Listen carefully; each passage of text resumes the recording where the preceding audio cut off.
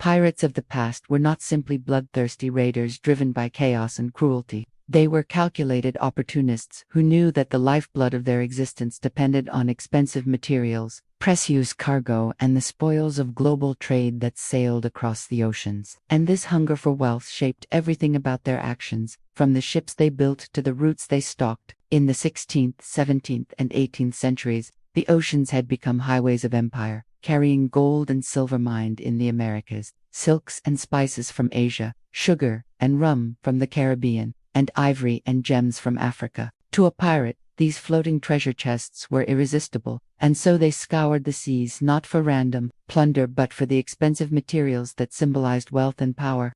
When Spanish galleons loaded with silver from the mines of Zacatecas crossed the Atlantic, pirates and privateers alike would risk everything to capture them, because a single ship could carry a fortune that would set an entire crew up for life. These men understood that expensive goods weren't just about luxury, they were the very currency of power, trade, and survival in an age when wealth could buy armies, kingdoms, and influence. The sight of chests filled with coins, bolts of silk dyed in vibrant colors, barrels of sugar that fueled Europe's sweet tooth, or spices so rare that they were worth more than gold, was enough to turn desperate sailors into ruthless predators. Pirates were not ignorant brutes.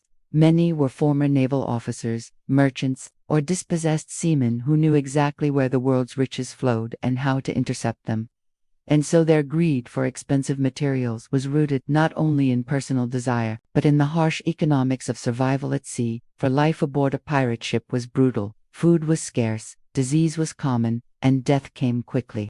So every raid needed to be worth the risk.